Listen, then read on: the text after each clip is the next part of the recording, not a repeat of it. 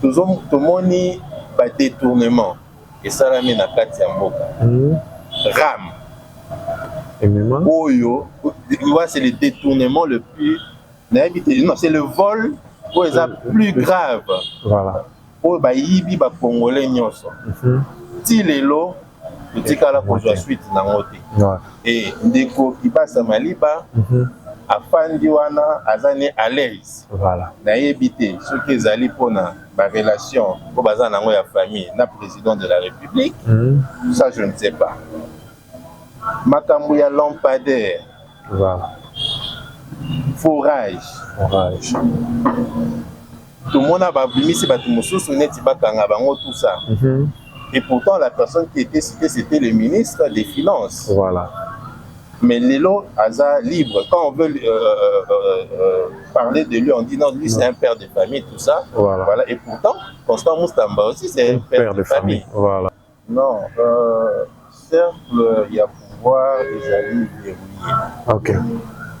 Les alliés na bateau, ils ont l'ingate la proposition comme dans bateau il y a Mokondi Mboka actuel. Et les alliés là comment ils ont dérangé Bisso Makasi. Il était tu sais que parce que et là vraiment et décevant Makasi exact Félix tu sais qui dit azandenge moko na papa na été. Ok. Hein? On dirait vraiment moi nana été. Ok. Ni comment je peux dire physiquement et puis ni politique. Ni sur le plan physique ni sur le plan politique. Ok. Donc, quand je dis physique, dans le sens que Moutoumousou Saroui pour ta capacité, mon ya papa nae, tout ça. Voilà. Donc, il a un sens. Ah, mais quand on a Nanzelo, papa nae, et puis, sur le plan politique, il y a Moutoumo, il y a qui toujours permet de papa nae, mais politique, pas ont mené, les politiques. Il y a papa Naïté. Voilà, bonjour, bonsoir, Balandignon, il y a Adida de London TV, ça dépend de l'heure que vous êtes en train de me capter. C'est votre humble serviteur Armand Mokonzi. Oh, ouais, là, toujours banaliste, information, il y a les Kanakati, la République démocratique du Congo. Aujourd'hui, je suis là devant vous. Il y a Koye Bisabino, il y a Kosolo, la Kotali Sabino Maye, Mazo le Kanakati, il y a République démocratique du Congo, comme information, comme sur le plan politique de Makambo Oyo Ezoleka na kati ya mboka na biso. Alors nazanga moko te na plateau na kozalana moko ya balobeli ya politique to moko ya quatrième voie. Je sais que non ebele oyo nano batikala koyoka quatrième voie te ba mituna déjà quatrième voie ça veut dire quoi bino moko bokoyoka a décortiquer bino oyo elakisi quatrième voie elingi kolakisa nini. Nazanga moko te mon réalisateur ce que cause la même langage nangai au fond langai caméra nanga ba ko komona invité nangai na kombo ya Jean-Marie. Bonjour Jean-Marie. Bonjour Ndeko Armand. Ndeko Jean-Marie Boni. Oui malamu. Santé za kitoko déjà kolobeleza te. Malamu parce que toujours ça les efforts ya kuzala bien. Ah oui. Mais situation dans Mboka eza malamu. Et dans la bande de délai. Donc je peux dire Bissonio ça kati ya Mboka situation eza bien d'une manière ou d'une autre vous allez malamu. Ok. Donc eza ba o bazali kokufa na masasi tous les jours. Ezali eza ba o bazali kosala ba crise de fois toujours pour raconter des ezali pour la nini. Ezali toujours la embouteillage babalaba les amalamu te courant pour kende mai ezate makambo ebele ezo marché te bato bazofuta malonga te donc voilà. Voilà ndeko Jean-Marie olobi malamu ezate vraiment ndenge otika koloba eloko nini oyo bosala comme préparation to comme démarche pour que non malamu ekokota na kati ya makambo yango. Bon biso quatrième voie na ndenge mboka ezali kotambola tomonaki ete il faut tokende na dialogue. Ok. Eza na makambo ebele na kati oyo esengeli tobongisa. Ti même na kati ya baconstitution na biso eza na article oyo esengeli ebongo. Voilà. Eza na makambo ebele wana yango ezokotisa biso na esika oyo tozali. Mais ekosenga que opposition, régime en place, société civile, na biso 4e voie ezali branche détachée, une branche qui s'est détachée de la société civile congolaise. Donc, tosangana pour que toyeba ndenge nini tokoki kosala mpona mboka na biso eyebana kokende liboso. Voilà. Alors, démarche nini déjà possible entamer pour que non bokoka déjà kozwa solution na makambo yango. Est-ce que possible kutana ki déjà na ba konzi ya mboka oyo kosolola kotalisa bango ba vision to ba projet na bino? Tozali na démarche oyo tobengi tournée de jeunes pour les dialogues. Pardon. Tournée pour la paix durable au Congo. Nazozongela makambo tosalaka na ntango ya ile temps parce que nango kala mingi te. Ezalaka tournée des jeunes contre les dialogues à l'époque. Voilà. Et actuellement tozosala tournée pour la paix durable. Voilà. Pas la tournée simplement pour la paix, mais une tournée pour la paix durable au Congo. Alors tournée wana ekomema biso na oyo tobengi dialogue. Voilà.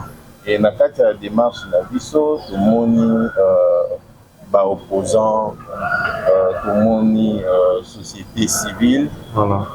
Tozalaki na niveau ya pacte social na ndeko coordonnateur Didier Moumengi. Voilà. Tosololaki et puis toujours continuer pour mener ma démarche aussi ensemble. Voilà. Voilà. Et toujours continuer à tourner na biso au moment na bandeko mususu toujours constater que moi ba conflit ezali et toujours meka pour régler la situation à la nation. Voilà. Oh, voilà, j'essaie balandinyo so ya Dida de London TV, bo continuer toujours pour s'abonner, pour liker, pour beaucoup kozwa ba information to mazo koleka na kati ya République démocratique du Congo. Ndeko Jean-Marie, kotala ete na politique na biso actuellement nde makambo yango ezoleka en tant que non bino 4e voie.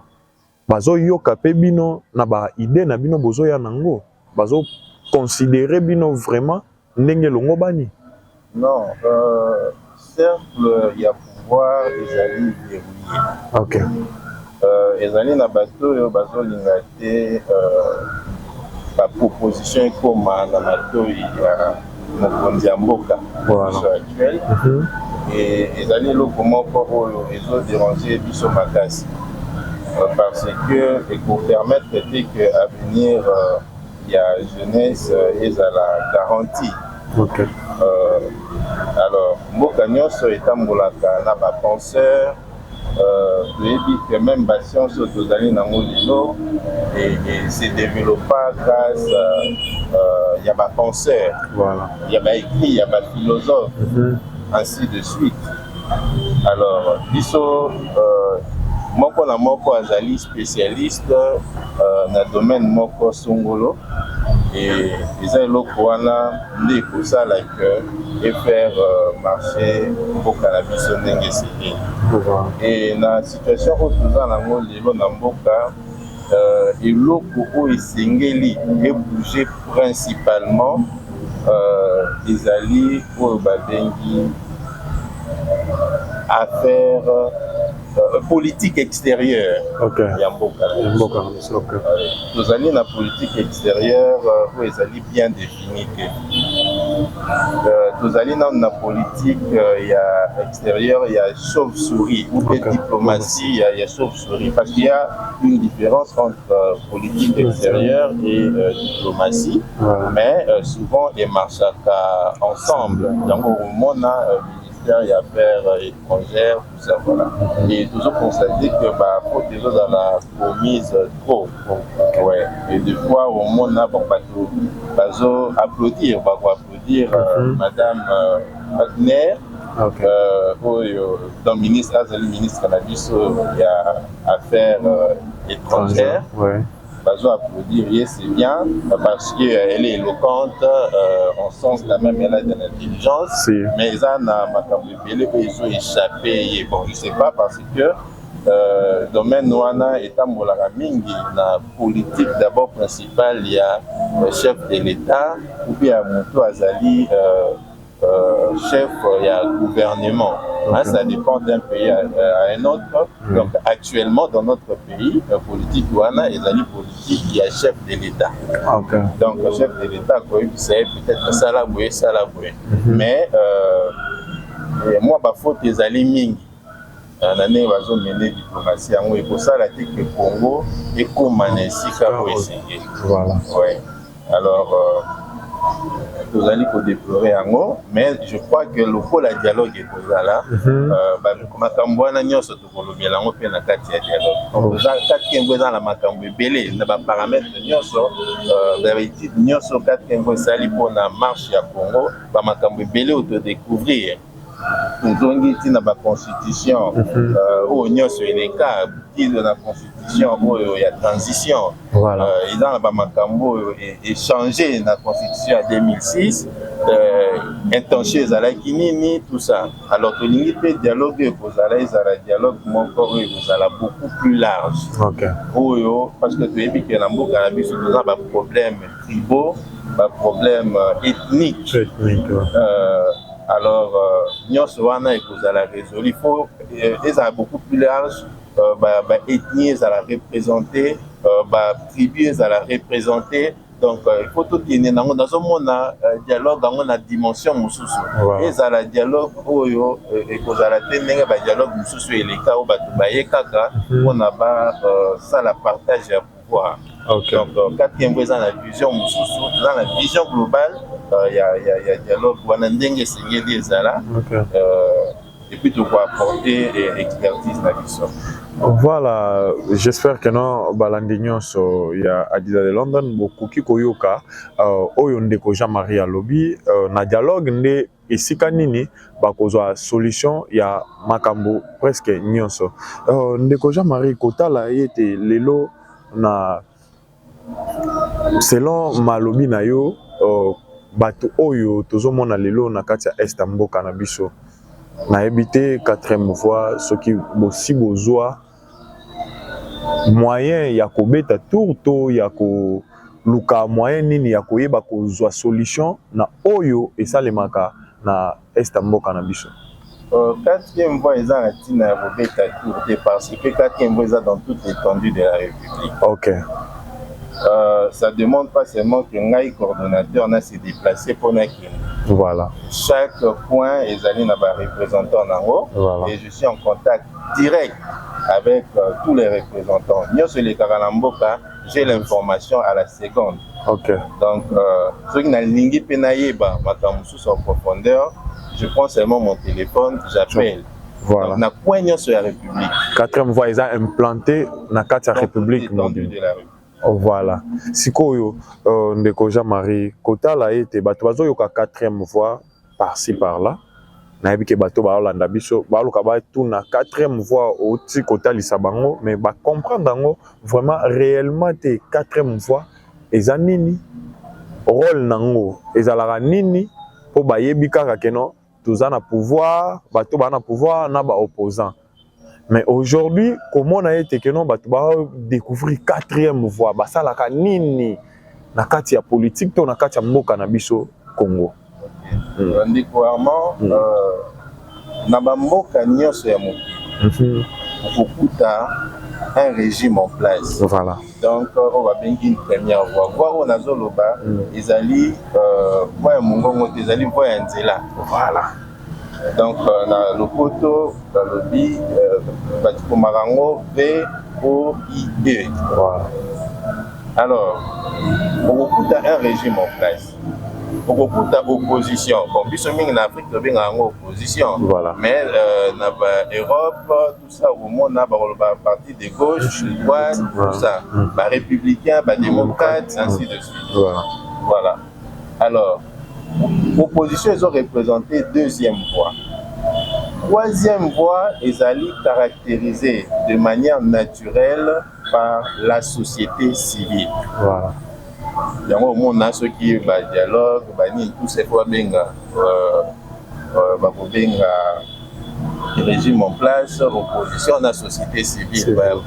Okay. Alors, on a constaté que la société civile congolaise est comme dit hautement politisée. Parce que à 4e a créé en 2011. Voilà.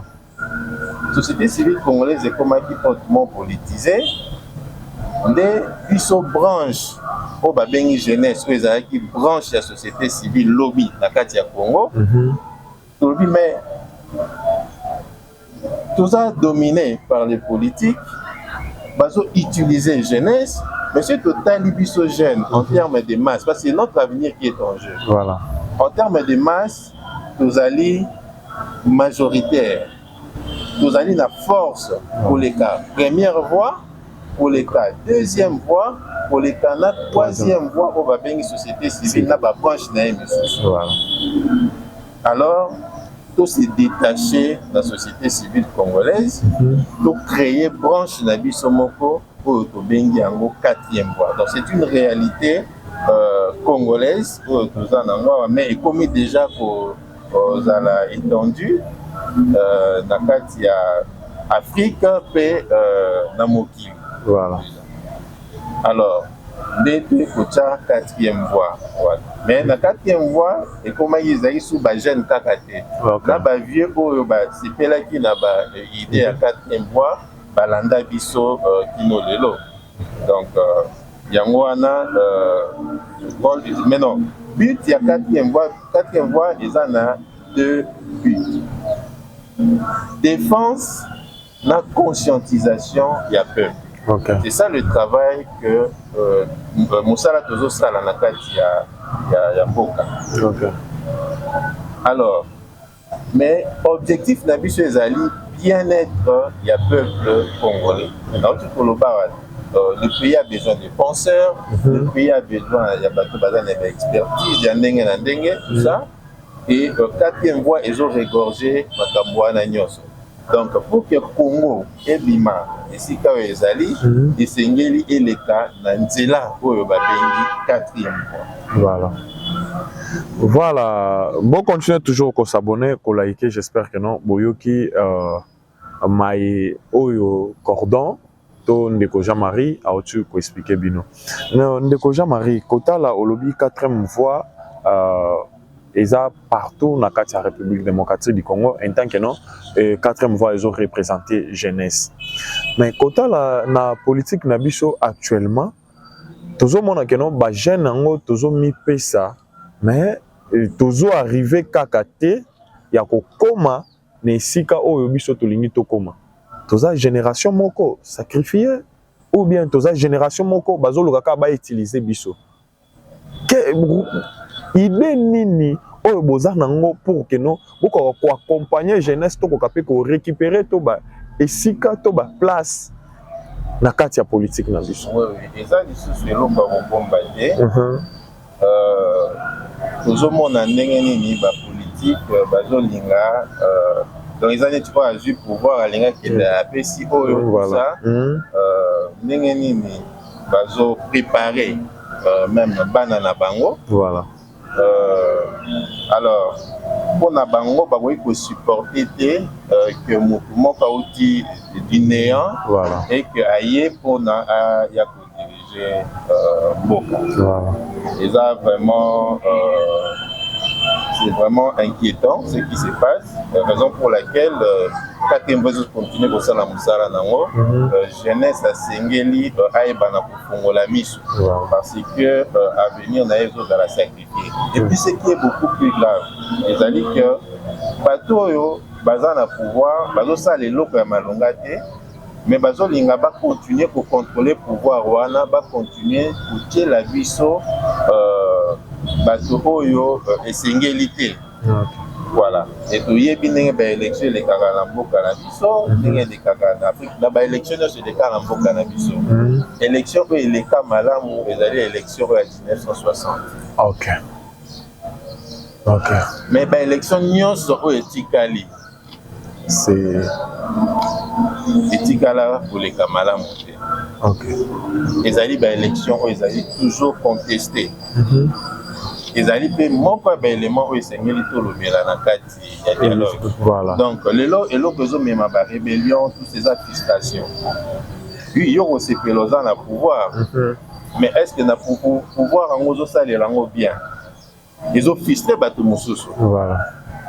Biso ba oyo toza na mwa motema monene tozokontinue kolite sans kosimba minduki.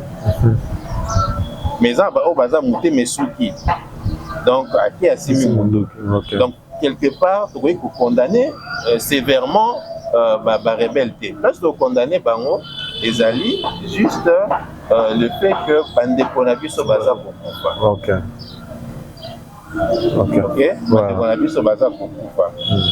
Quelque part, la zone louée, combat y était, tu sais que parce que et là pour vraiment décevoir un makasi, exact que tu sais qui dit azandenge moko na papa na été. Ok. Hein? On dirait vraiment moi nana été. Ok. Ni comment je peux dire physiquement et puis ni politique. Ni sur le plan physique ni sur le plan politique. Ok. Donc, quand je dis physique, dans le sens que Moutoumousou Saroui pour ta capacité, mon ya papa nae, tout ça. Voilà. Donc, il a un sens. Ah, mais quand on a nanzelo, papa nae, et puis, sur le plan politique, il y a un Moutoumo, il y a un toujours premier de papa nae, mais politique, pas genre mené, les politique. Il y a papa Naïté. Ok. Voilà, ce sont deux personnes différentes. Voilà. Et puis, même Kabila, Joseph a mené politique, il y a papa Naïté. Ok. Il a évité ce qu'ils ont libéré pour la Congo, dans le sens où. Ok. Donc, ils ont l'opposé ça vraiment bien fait. Parce que ce cas là qui n'a et mon il y a ma caméra papa nae qui a mis ma mboka na ndenge zo de sécurité. Ok. Parce que mboka ils ont continué à s'enfoncer la carte tout du chaos au moins ayoka et puis le dialogue et ça la manandenge et sengeli et puis a imposé ma camboute parce que toujours il y a pour intérêt à Congo. Hein tout longola nan ba intérêt personnel parce que tout linga te pour les cas. Ok. Bon, des fois, tu s'éternises, tu kangamana loko pamba. Voilà. Tu linga te les cas. Et puis, balinga te jeunesse et kozwa toujours makambo et kozwa relève. Donc, va occasionner un même par la mort ils passeront. Voilà. Donc, il faut pas mon makambo plus dans le sens où on va kutara Congo, Congo et Kotikara. Alors, il faut base à la tolérance dans makambo mboka et zokende bien. Ça c'est on doit être vraiment clair. Okay. Ouais. Ni justice ni donc tous autres la nakarabou. Je crois en passant je vais parler aussi de Makambo Italie, ils appellent sujet d'actualité. Oui. Je pense que vous préparez pour tout Nanga. Voilà, il y a des Constant Moutamba. Constant Moutamba, Zali, camarade, il y a lutte. La lutte, vous avez fait des divergences, la biso, ainsi de suite, tout ça. Mais tant au Azu ministère de la Justice, Bissonios, c'est fait là qui. Bon, non, il y a vraiment beaucoup de détails. Je suis juriste de formation, un mécanicien de droit. Voilà. Je n'ai pas côté la bamaka mususu batebele pe ba opo ya wana. Parce que tout le monde conscient est là type moi politique mingi. Mais non côté vraiment la ligne wana mais n'ai dégager plus aspect do ezali tout le monde ba détournement et ça la met na kati ya mboka. Ram. Oyo, c'est le détournement le plus. Non, c'est le vol plus grave. Voilà. Pour les Congolais, si les lots, totikala kozwa suite nango te. Et ndeko Kibasa Maliba afandi wana azane à l'aise. Voilà. Nayebi te soki ezali mpona ba relation po baza nango ya famille na président de la République. Ça je ne sais pas. Makambo ya lampadaire. Voilà. Forage. Tout le monde a babimisi bato mosusu neti bakanga bango tout ça. Et pourtant la personne qui était citée c'était le ministre des Finances. Voilà. Mais Lelo Aza libre. Quand on veut parler de lui, on dit non, lui c'est un père de famille, tout ça. Voilà. Et pourtant, Constant Moustamba aussi c'est un père de famille. Voilà. Comprenez? Et rapidité au Makamouna et Salameli. Ndenge lesquels dans le Parlement, tout ça, Tiba réduire rien, la place sur Azali Lelo. Les autres, ça l'a vraiment passé. Hein? Donc, justice T. Mais les autres, ça l'a vraiment passé. Les autres, injustice, les autres, on en a clairement. Donc c'est vraiment triste. Je crois qu'il y a encore tant d'autres cas. Il y a des détournements ESA et Belé. Bazo commettre la faute et Belé dans Katiamboka, mais Bazo a la condamné. Ok. Toujours sentir vraiment manque à Makambouana Nyoso. Et puis na kozonga muke na makambo etali justice. Makambo ezoleka ezali vraiment passé. Ba magistrat bazali se comporter comme étant ba Dieu. Voilà. Et puis que le Conseil supérieur de la magistrature ezali organe disciplinaire. Il y a des magistrats. Alors, ceux qui se comporter n'importe comment, parce que le Conseil supérieur de la magistrature, alors, le ministre de la Justice, Azalaranan, ministre de la Justice, Azali, il y a simbi politique, il y a justice. Voilà. Maintenant, ils ont un makambo fait faux pour revoir. Parce que Bazo Pessa, président, il y a Conseil supérieur à la magistrature.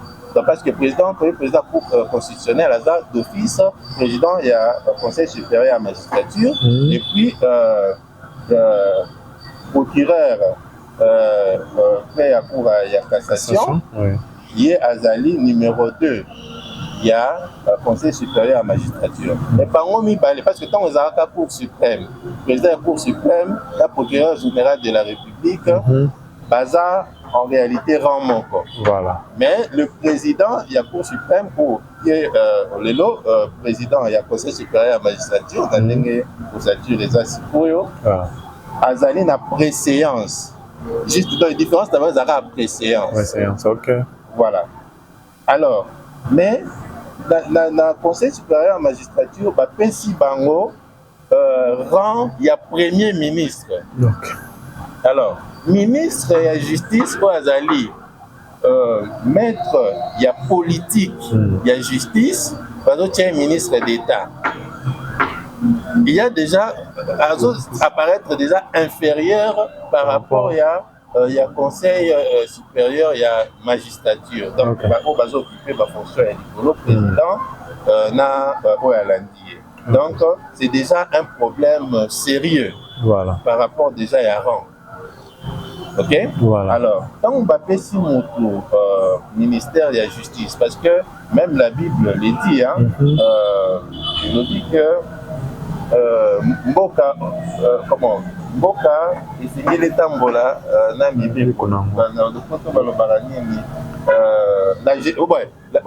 la justice élève une nation. Voilà. Donc, Bosembo Motetombo la Kamboka. Alors, c'est une Mboka, la biche tombo, Sengeli, Bosembo Ezala. Alors, Moto, Bogotian et Sika Bosembo, c'est qu'il y a un moto, vous allez être sûr. Donc, c'est que le président de la République, dans Wachaki, de Constant Moutamba, est sûr. Voilà. Alors, de fait, il y a pourquoi ça. Constant Moutamba, il y a pourquoi c'est qu'il y a beaucoup pas zomi quoi ça. Donc, le président, mon pays, pour ça, la choix est bien. Ok. Comprendre, on a un seigneur comment on est la macam. Ok. Alors, les alliés, paramètres oyo esengeli ezala pe discuter na kati ya dialogue. Donc nous avons besoin d'experts na ba niveau nyonso. Oui. Ok. Vraiment ndeko Jean-Marie kotala ete ko kaya Constant Mutamba ndenge o soulever yango. Komona yango ndenge ba condamner ye lelo. Peuple congolais bazo comprendre te na condamnation na ye. Otu ko yebisa biso ke no oza mécanicien ya droit. Okoki ko yebisa biso ko limbolela biso moi condamnation ya Constant Mutamba to moni ba condamner mais aza na prison te. Aza quelque part bacheye avandi mais ba pekisi ye lisusu na 5 ans kako participer lisusu na eloko moko o etangami politique te en tant que jeune na ebité oyo yo koki ko penser en tant que jeune pe lokola Constant Mutamba. Condamnation parce que na droit eza na adage elobaka nullum crimen nulla poena sine lege. Ok. Il n'y a pas de crime ni de peine sans loi. Voilà. Alors c'est que ezali ba disposition o ezali na mibeko na biso ya mboka. Yango ezali pour condamner. Mais soki tokoti na kati ya fond ya likambo. Pour que mabombami eza mwa mingi. Kati eza lokola discussion ya mwasi na mobali. Ok. Babimiseli bino likambo baza besoin pour trouver bango solution. Mais eza makambo oyo bango moko bayebi fond penza ya likambo bazo soanela. Eza pe mususu bazo présenter bino likambo mususu fond oyo bazo sambela bazo soanela eza pe likambo mususu.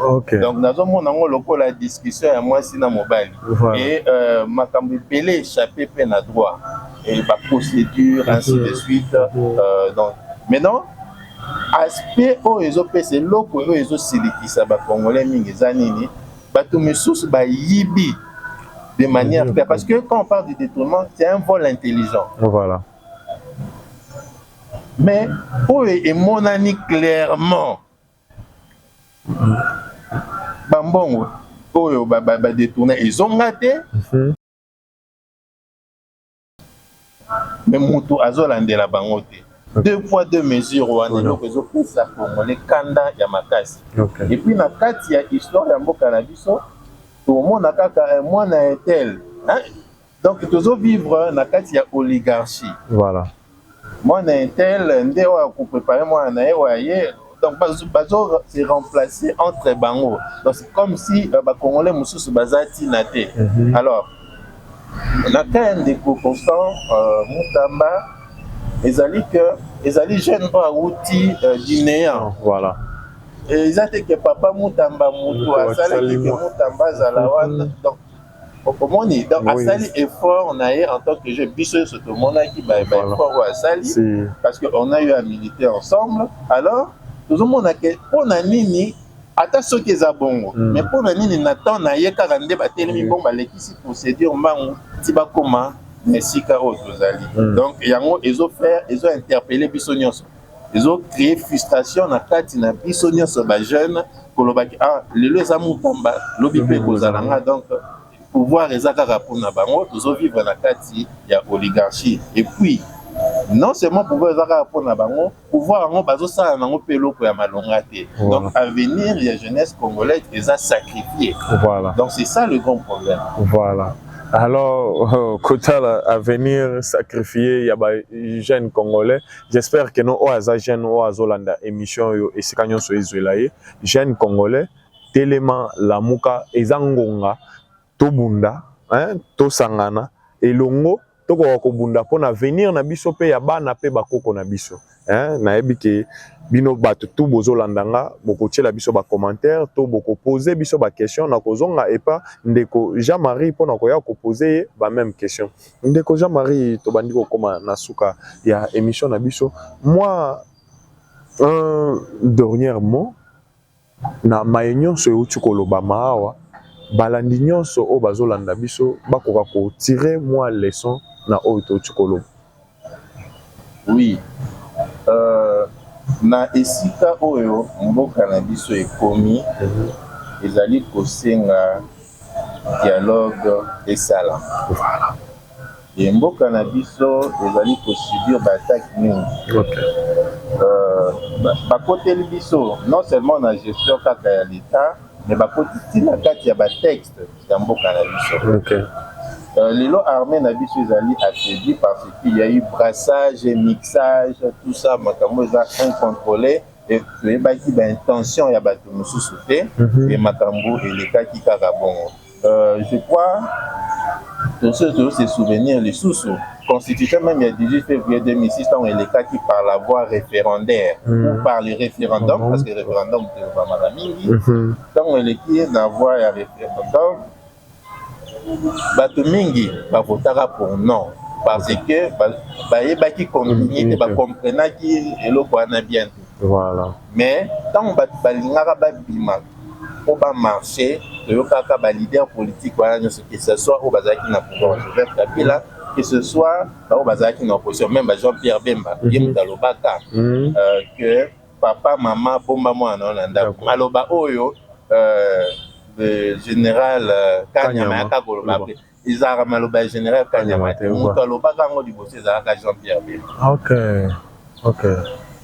Donc pour dire que opposition na régime en place basanganaka tellement balingaki makambo kene ndenge bango balingi donc ezalaka réellement volonté à peuple te. Voilà et puis soko tali makambo ebele po ezala en kati ya constitution de transition oloba bato babandai komona obe bandai komona so tali ba disposition mosusu eza na kati ya constitution ya 18 février 2006 oloba bato bandai komona obe bandai komona te.